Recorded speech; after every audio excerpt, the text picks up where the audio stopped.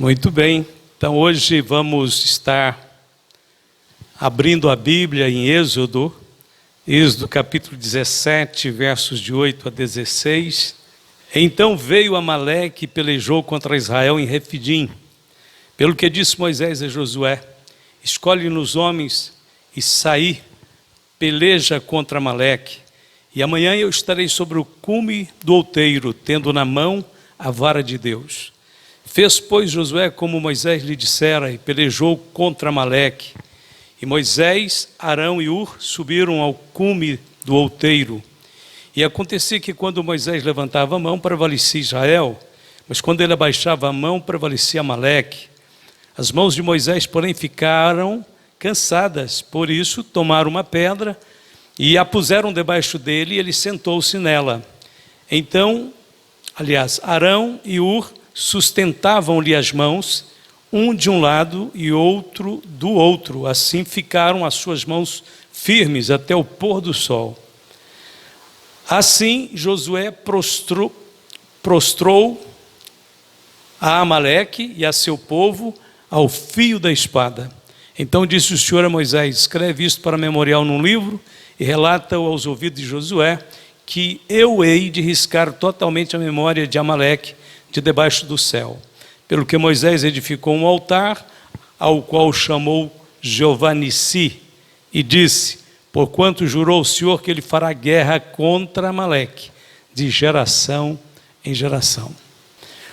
O combate contra Amaleque envolveu um duplo esforço, como você pode ver no texto. O esforço físico, que era o confronto pessoal que Josué tinha que fazer, com espada na mão mesmo. E ir enfrentar aquele exército inimigo que queria destroçar Israel. Eles tinham que defender Israel a todo custo. Não havia nenhum prazer em Josué em tomar a espada e ferir Amaleque. Mas se ele não fizesse, Israel seria ferido. As crianças, os velhos, as mulheres. Amaleque veio impiedosamente para matar a todos. Mas havia um outro esforço, que era o espiritual. E nesse ponto, principalmente, é que a gente fica impressionado com o significado disso aqui. Porque não precisou ninguém dizer nada. Moisés, como um homem altamente espiritual, ele não pegou a espada. Ele disse: Josué, assume o comando do exército, porque eu vou subir no monte para orar. Então Moisés percebeu que além de uma oposição de um exército físico natural, havia uma oposição espiritual. Por isso ele toma uma outra arma, né? Nós vamos ver então que é a arma da oração. E ele vai realmente para o monte orar. E o confronto pessoal, físico, trava lá embaixo com Josué. A Bíblia diz que durante o confronto acontecia que a mão de Moisés começava a ficar cansada. Então havia inclusive uma batalha espiritual que envolvia a limitação de Moisés, e que ele sabia que tinha que vencer. Por isso ele precisou da ajuda de Hur e Arão para levantar a mão dele, um gesto, né? Parece que um gesto não significa nada, mas aqui significou tudo. Ah, que negócio é esse de ter que levantar a mão no templo, bater palma, dar um glória a Deus? Por que esses gestos? Para que isso? Deus conhece seu coração. Ah, Deus conhece os gestos também. Deus conhece os gestos também do homem e da mulher que clama a Ele, do homem e da mulher que sente alegria e euforismo e contentamento na presença de Deus. Deus conhece quando um salta de alegria, quando um levanta a mão de fervor, de gratidão, quando alguém diz em voz bem alta: glória a Deus, glória a Jesus. Então a Bíblia diz que quando Moisés baixava a mão, olha como é que era rápido o efeito partindo do mundo espiritual para o mundo natural, o mundo físico. E quando ele baixava a mão, prevalecia Amaleque. Então nós vemos uma inter-relação espiritual direta, imediata. Você tem que ter esse discernimento, irmão. Nós temos que ter esse discernimento, né? Você pensa assim, Deus sabe tudo, não vou falar nada, Deus conhece tudo, vou ficar calado. Mas outro já pensa assim, eu vou correr para o meu quarto, eu vou correr para o templo e vou orar a Deus, porque agora, nesse momento, eu preciso de uma intervenção divina, né? Aí, mais ou menos como a irmã Eunice testificou hoje, meu filho saiu para procurar um trabalho, eu vou continuar orando aqui, enquanto ele vai eu oro, enquanto ele conversa eu intercedo, enquanto o outro está cuidando de uma tarefa bastante humana e material, o outro está pelejando nas regiões celestiais.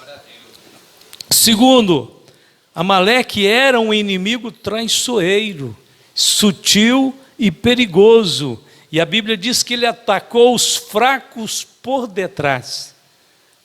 O texto está aí, nós vamos ler. Aliás, eu não coloquei este texto, nós vamos ler o texto que diz respeito a essa estratégia de Amaleque em pegar os mais fracos. Está em Deuteronômio 25, versos 17 e 18. Lembra-te do que te fez Amaleque no caminho, quando saías do Egito, como te saiu ao encontro no caminho e feriu na tua retaguarda todos os fracos que iam após ti, e estando tu cansado e afadigado, e não temeu a Deus. Que descrição mais perfeita, lá em Deuteronômio, muito depois daquele confronto em Refidim. O Senhor lembra, o Senhor tem na memória os detalhes do ataque de Amaleque.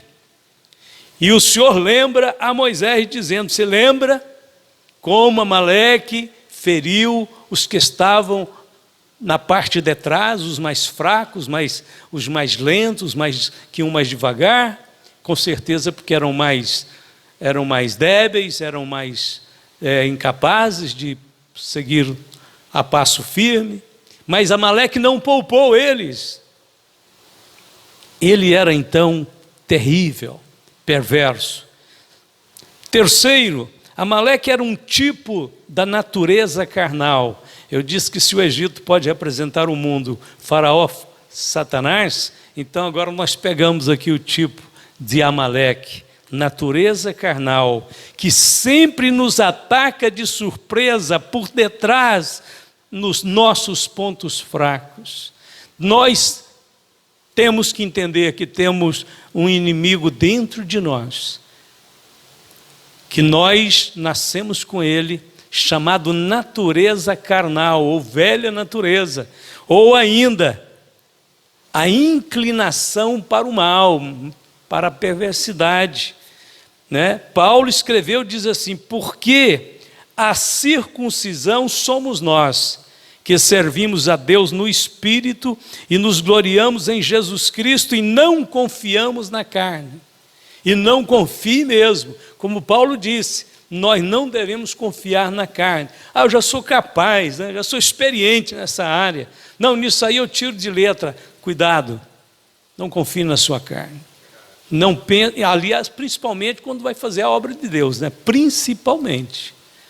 Para algumas tarefinhas humanas aí, dá para passar confiando na carne e às vezes ter até algum sucesso.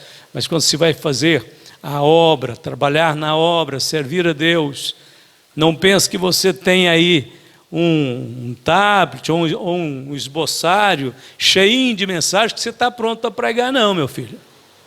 Você não está pronto de jeito nenhum. Você pode ter 1000 mensagens anotadas aí, que se você levantar sem a graça de Deus, você vai ficar gaguejando, você vai ficar soletrando, você vai ficar patinando aqui na frente, não vai sair nada. Não vai ser eficaz. Então, muito cuidado. Não confie na carne. A gente faz o que tem que fazer, mas vai orar. Vai buscar a Deus. Grandes homens de Deus foram tentados pela concupiscência carnal e caíram. Olha os exemplos. Moisés fracassou por causa da ira. Sansão fracassou por causa da sensualidade. Davi fracassou por causa dos desejos impuros.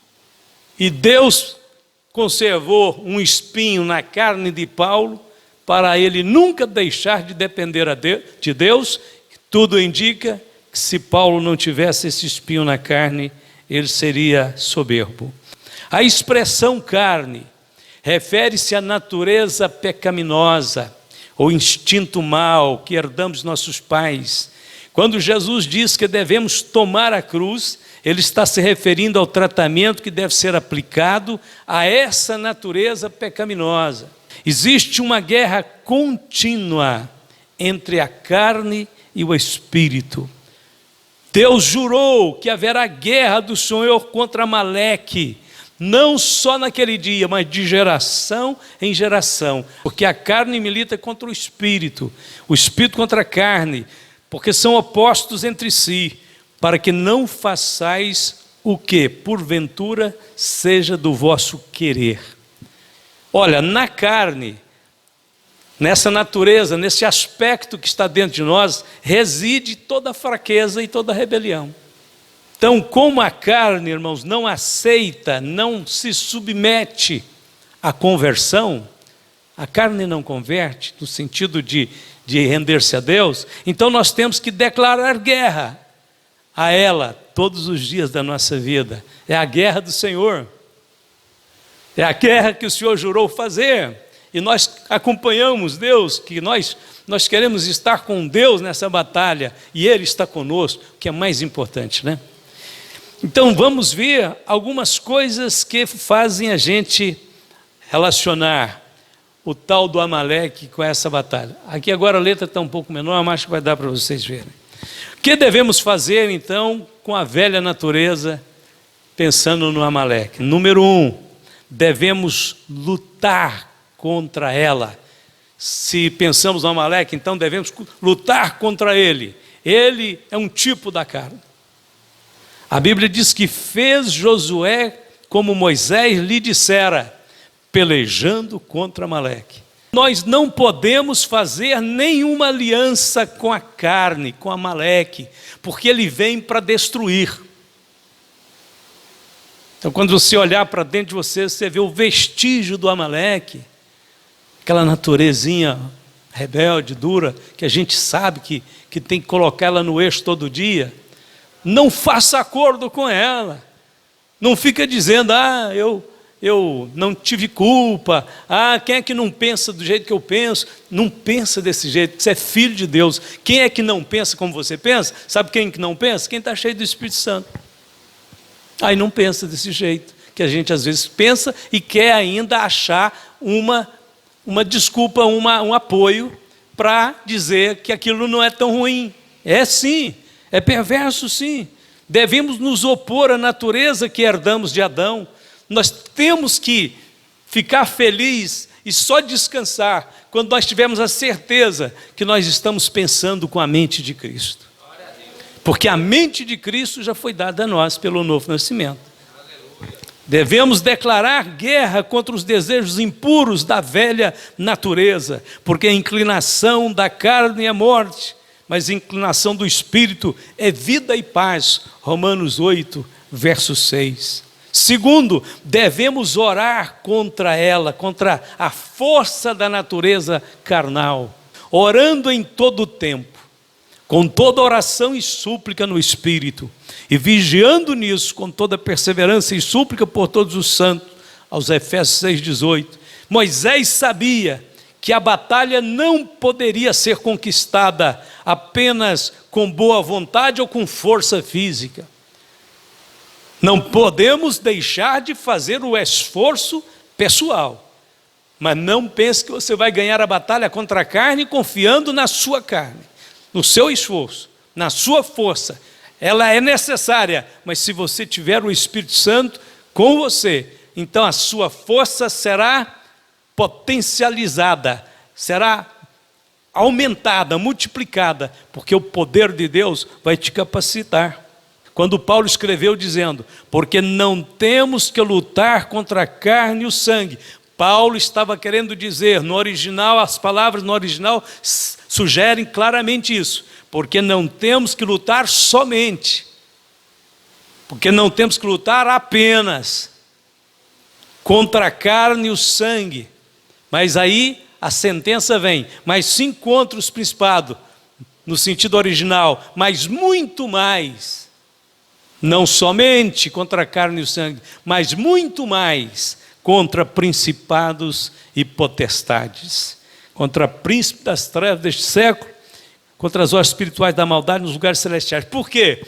Porque o diabo aproveita da ocasião da carne, da velha natureza, para infiltrar, para sugerir, para impulsionar o homem naquela direção errada, né? Que a natureza velha dele está indicando para ele. Podemos cultivar a vida no Espírito por meio da oração. Nós sabemos clara e nitidamente que quando a gente ora, a gente se torna mais sensível a Deus, a voz do Espírito Santo, a inspiração do Senhor na nossa vida cresce, a gente fica muito mais espiritual, é muito mais fácil tudo no mundo espiritual, no âmbito espiritual, quando a gente está orando. É muito mais fácil. Alguém disse assim: quem ora, ora porque não confia na carne. É assim mesmo, né, que nós fazemos. A gente ora porque não confiamos na carne. A gente levanta e vai para sair, eu preciso fazer uma oração. Por que você não sai e vai embora sem orar mesmo? É porque você não confia na carne. Você vai resolver um problema, vai conversar com uma pessoa, vai fazer um negócio, está saindo, já vai, né, está ocupado aqui, correria, de repente você para e fala: oh, meu Deus, não orei. Por que você não atreve a ir sem orar mesmo? Ah, vai. Não confio na carne. Eu não confio. Quem ora demonstra dependência de Deus. Quem ora está declarando guerra contra a carne, dizendo: fica no seu lugar. Terceiro, devemos usar a palavra de Deus nessa batalha. É incrível, né? Mas é uma sincronia entre oração, palavra de Deus e Espírito Santo. Não tem jeito de separar esses três, não, viu? Aonde tem oração, aí está o Espírito Santo de Deus para começar a fortalecer e ajudar. Aonde tem oração tem que ter a palavra, porque a palavra norteia, a palavra nos ensina a orar. A palavra é a própria oração, tem hora. Você cita, repete a palavra de Deus como oração. E é a melhor oração que a gente faz, que é segundo a vontade de Deus, né? A Bíblia então diz o seguinte, olha: assim Josué desfez a Amaleque e a seu povo a fio de espada. Brinca com Josué. Josué tinha uma espada na mão. Hoje nós temos a Bíblia na mão. Hoje nós temos a Bíblia na mão, a espada do Espírito. Brinca com este irmão, com essa irmã, com esse crente que tem uma arma tão poderosa como essa. Davi disse: eu guardo a tua palavra, Senhor, escondo ela no meu coração, para não pecar contra ti. Paulo escreveu: a palavra de Cristo habite em vós, abundantemente, em toda sabedoria, ensinando-vos e admoestando-vos uns aos outros. Colossenses 3,16. A oração e a palavra de Deus operam a vida no Espírito, sendo, portanto, dois elementos inseparáveis na vida cristã: palavra e oração. Amaleque não foi destruído nesta batalha, mas foi enfraquecido. Foi derrotado, enfraquecido, mas não destruído. Outras batalhas viriam pela frente. Interessante que a gente vence uma batalha hoje contra a natureza carnal, não significa que ela vai desaparecer. Ela vai se levantar mais tarde ou amanhã. Então outras batalhas virão. A sua erradicação da natureza velha só vai acontecer no dia de Cristo. Enquanto isso, nós temos que continuar lutando. Então disse o Senhor a Moisés: escreve isto para a memória num livro e relata-o aos ouvidos de Josué, que eu totalmente hei de riscar a memória de Amaleque de debaixo dos céus. Aleluia! Está já anunciado por Deus que a carne vai ter o seu fim, a natureza carnal vai ser vencida, vai ser riscada debaixo do céu. Vai chegar um dia em que nós não teremos mais essa luta diária e permanente. Nós estaremos plena e completamente dominados pelo Espírito Santo de Deus. Eu vou riscar Amaleque, a memória de Amaleque, a lembrança de Amaleque. É por isso que o Senhor diz que não haverá lembrança das coisas passadas. São as coisas da carne.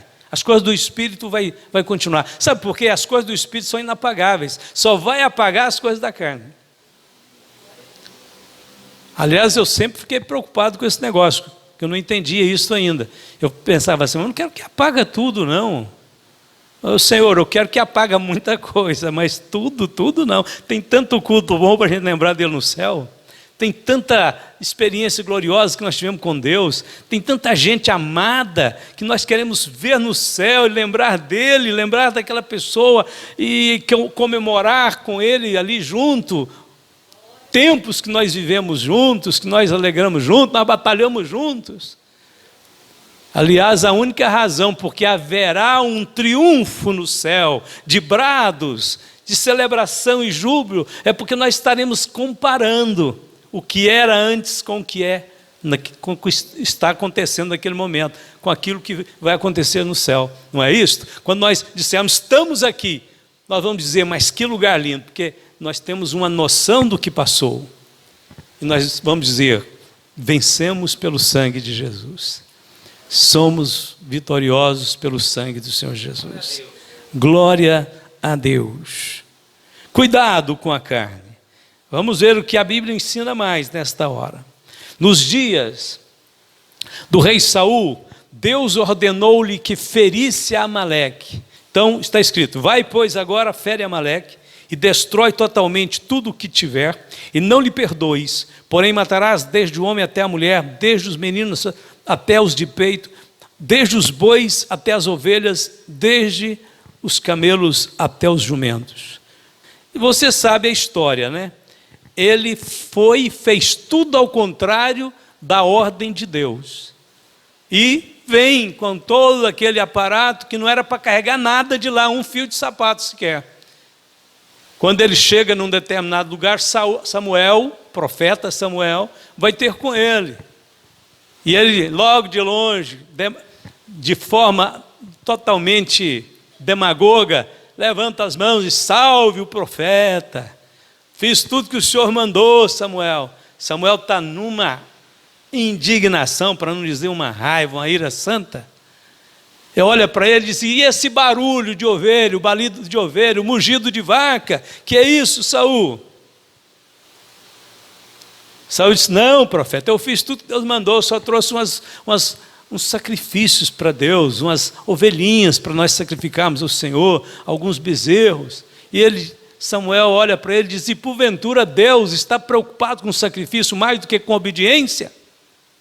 É aí que entra esse chavão evangélico, né? Melhor obedecer do que sacrificar. Você tinha que obedecer, Deus não te pediu nada. Deus disse, vai e faça isso. Não, mas as ovelhas são muito boas, sadias, vai ser um culto bonito. A justificativa, a desculpa era esfarrapada, mas parecia, se não prestasse atenção, parecia que tinha sentido, né? Mas Samuel não vai na história. Você nunca devia ter feito isso, Deus está provando sua obediência, o teu reino vai fracassar. Não, Samuel. E esse homem que você trouxe? Não, esse é o rei. Rei Agag. Você conhece a história dele? Você conhece os antecedentes deste homem? Esse homem é descendente dos povos que perseguiram Israel, quiseram destruir Israel. Este homem também odeia Israel. E eu vou te falar um negócio. Quem fez aquilo não foi Samuel, foi Deus. Deus tomou a mão de Samuel, a espada de Samuel. Samuel só teve que ficar parado e deixar Deus usar ele. E depois que Samuel fez o que tinha que fazer, voltou para Saul e disse, olha, rebelião é igual pecado de feitiçaria. Você está semeando, o vento vai colher tempestade. Deus te deixou. Deus não tem mais o favor dele sobre você. Não, Samuel, não faz isso comigo não, o povo está esperando ali, você tem que ir comigo para fazer um sacrifício, não posso voltar sozinho. Samuel pensa em ir embora, ele agarra na capa do Samuel e segura, e Samuel movimenta e a capa rasga, e Samuel vira e diz: olha, Deus rasgou teu reino, como você rasgou minha capa, Deus rasgou teu reino. E Samuel ainda foi muito misericordioso, caminhou com ele, até o povo ver que ele estava ali ao lado de Saul, e virou, e a Bíblia diz, nunca mais viu Saul. Nunca mais. Daí para frente, a vida de Saul vai ser a maior destruição. Saul vai ficar perturbado com o demônio, vai consultar mortos, vai atrás de feiticeiros, Deus não fala mais com ele, entra em batalha, faz uma verdadeira confusão na vida e no reino dele, leva com ele os seus filhos, que eram rapazes doces, gentis, como Jonatas, e enfia, entra de cabeça numa guerra sem fim, numa guerra que Deus não tinha nenhum compromisso mais com ele. Resumindo a história, os inimigos despojam o exército de Saul, atira flechas, atinge Saul, ele está ferido e tem medo de morrer ali no campo dos inimigos, sai correndo, esconde atrás de uma rocha, os inimigos vêm atrás dele.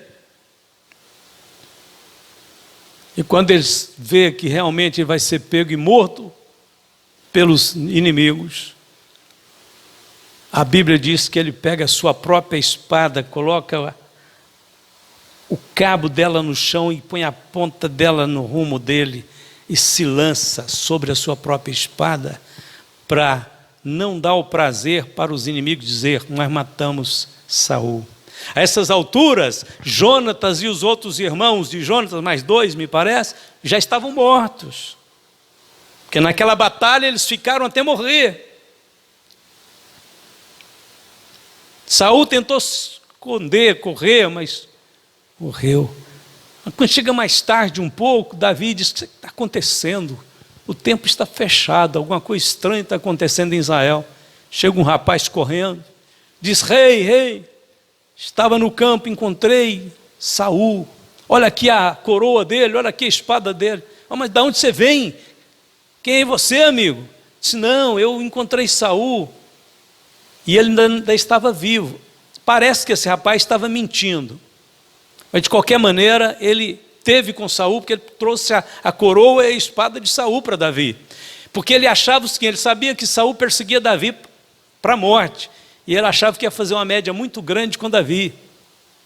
Então está aqui a coroa de Saul, e é o seguinte, quando ele estava ali, perto de morrer, ele me implorou que eu o matasse para não morrer na mão dos inimigos, e eu peguei a espada e matei ele. Parece que era mentira dele, acho que Saul já tinha se suicidado, ou se estivesse nos últimos suspiros, quando ele chegou. Mas aí ele conta que foi ele. Mas lá no 1 Samuel, quando termina o capítulo, fala que Saul fez isso sozinho. E aí ele fala então, logo no começo do segundo livro de Samuel, é que tem essa história. E aí Davi disse: você está falando com sua boca que matou o rei. Ele disse: fui eu mesmo. Então Davi chama os seus generais e disse: mate este homem, porque ele não respeitou a escolha de Deus na vida de Saul. E o rapaz, sim, antes de matar é o que é o mais importante. Ele pergunta: mas quem é você? Ele diz: eu sou um amalequita. Saul não quis limpar os amalequitas da terra. E por fim, mentindo ou não, ele estava na hora da morte e realmente quis a morte de Saul. Então Saul acabou morrendo na presença e talvez pelas mãos de um amalequita. Se nós não tivermos cuidado com a carne e não matarmos ela acabará nos matando. Esse aqui é o problema. Para terminar, Só para fazer uma comparação interessante, por que Deus foi compassivo e misericordioso com Davi e não cedeu e não voltou atrás com respeito a Saul?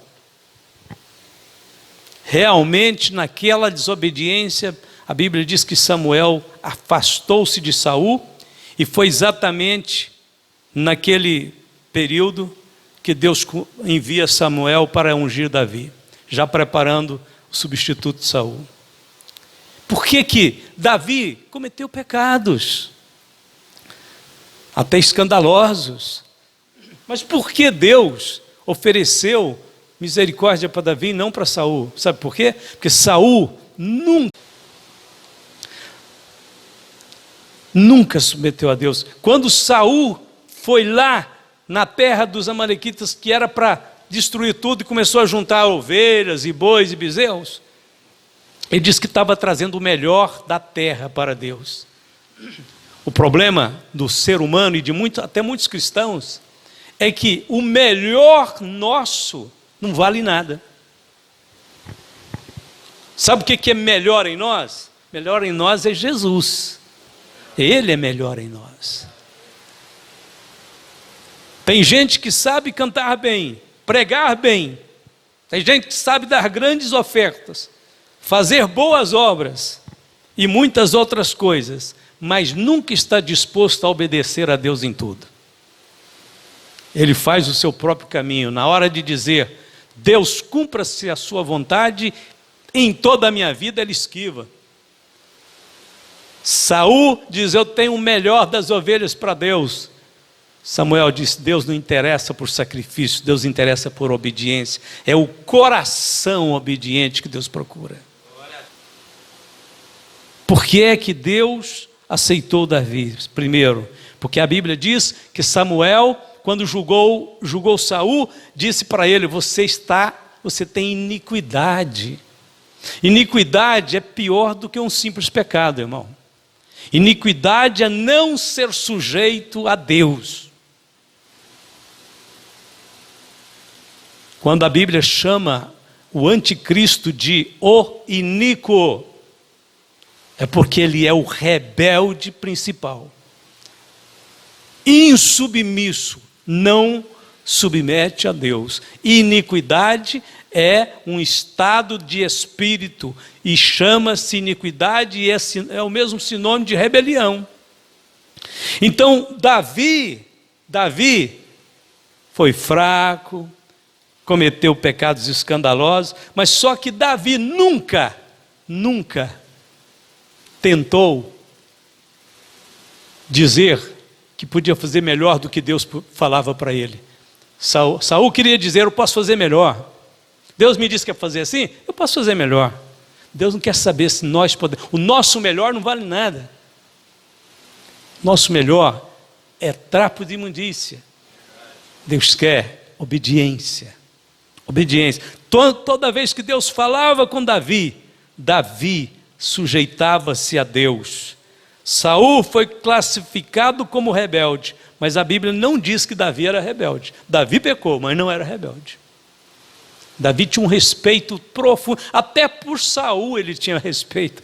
Saul não valia nada, mas ele respeitava por quê? Porque ele dizia, escolhido do Senhor. Ele respeitava por causa do Senhor. Quando Deus entregou Saul na mão de Davi, Davi podia ter cortado o pescoço de Saul. Davi disse, não, longe de mim tocar no ungido do Senhor, porque era ungido do Senhor, era do Senhor. Ele respeitava Deus até na vida do ímpio Saul. Que coisa tremenda, respeito pelas coisas de Deus. Então Saul acabou morto pelas mãos ou na presença de uma amalequita, e assim nós podemos dizer que Saul foi destruído pela carne. Não importa o que você tenha vivenciado até agora, deixe que a partir desse momento o Espírito Santo de Deus conduza a sua vida e guie os seus caminhos. Siga a vida no Espírito, como está escrito, E os que são de Cristo crucificaram a carne com as suas paixões e concupiscências. Se vivemos no Espírito, andemos também no Espírito. Curva a sua cabeça. Bendito Pai Celestial, nós te adoramos nesta hora. Nós te rendemos glória e graça. Estamos, Senhor, completamente, Senhor, convencidos pelo Teu Espírito, que somente o Senhor é tudo em todos. Somente o Senhor em nossas vidas nos torna a pessoa certa, nos torna, Senhor, as nossas obras certas, corretas. Não queremos, Senhor, ter o atrevimento de sair, de caminhar, de avançar sem a Tua bênção, sem a Tua presença, sem a Tua proteção. Vem, Espírito Santo de Deus, ocupa, Senhor, o Teu trono, o Teu lugar em nossos corações, guia nossa vida na boa e perfeita vontade de Deus, faze-nos, Senhor, pensar corretamente, sentir corretamente, falar corretamente. Perdoa-nos quando errarmos, perdoa-nos quando pecarmos, limpa-nos com o sangue de Jesus, purifica-nos, Senhor, de toda injustiça, de toda rebelião, de todo pecado que possa, Senhor, separar-nos deste doce e precioso convívio com o Senhor, com a sua graça, com a sua presença em nossas vidas.